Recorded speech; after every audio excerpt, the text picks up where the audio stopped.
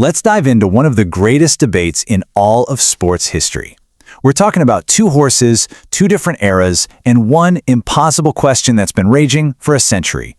Man o' War versus Secretariat. Who was truly the greatest? This isn't just about a race. It's about what greatness even means. You see, this was never just about which horse was faster. It's really a collision between two totally different ideas of greatness.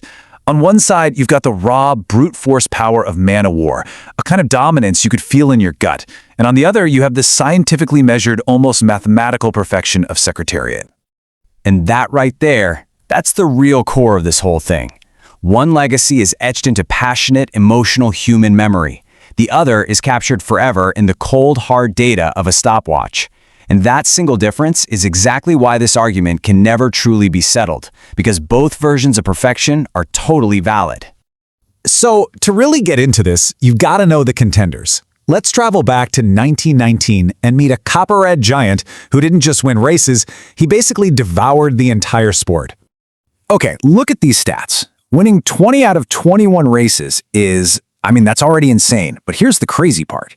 His jockeys were constantly being ordered to hold him back, to literally slow him down, because he was winning by so much, it was actually embarrassing the competition. He wasn't just another horse. He was a living, breathing force of nature. All right, now let's jump forward. Half a century goes by, the world is a totally different place. Racing is all about technology, science, hard data, and right into this new world walks an animal that science, to this day, still kind of struggles to explain. 31 lengths. Just think about that number for a second. In horse racing, it's basically a myth. That was Secretariat's victory margin at the 1973 Belmont Stakes. It's a record that stood for over 50 years, a performance so unbelievably dominant that it stunned 60,000 people into total, awestruck silence. So what was under the hood? Well, this is the biological engine that made it all possible. After Secretariat passed away, a necropsy revealed that his heart was estimated to weigh a staggering 22 pounds. That's more than double the size of a normal thoroughbred's heart. It was the physical proof of what everyone saw on the track. He wasn't built like other horses. Okay, so we've got these two absolute monsters of the track. But this brings us right to the heart of the problem, the question that makes this whole debate so complicated. Can you even compare them fairly? The answer, well, it's messy. 53 years. That's the gap between their careers. They raced on different tracks with different equipment, under different rules, in completely different worlds. This isn't just a time gap. It's like they were playing two different versions of the same sport. And this is what we call the era problem. We're not just comparing two horses. We're comparing two entirely different systems of measurement. Man o' War's greatness was captured by passionate, emotional, and, imperfect human eyes. Secretariat's was recorded by cold, precise, unforgiving machines. It really is a battle of hearts versus clocks. So you'd think, okay, let's just look at the stats. The numbers will tell us the answer, right? Well, not exactly. The data doesn't settle this argument at all. If anything, it just makes you stand in awe of both of them even more. How do you even choose between these two? You've got Man o' War's nearly perfect record, a dominance so absolute they literally had to pull him back to make it a fair fight. Or you've got Secretariat, who didn't just win the Triple Crown, he shattered the track record in all three races, something that's never been done before or since. Both resumes are just ironclad.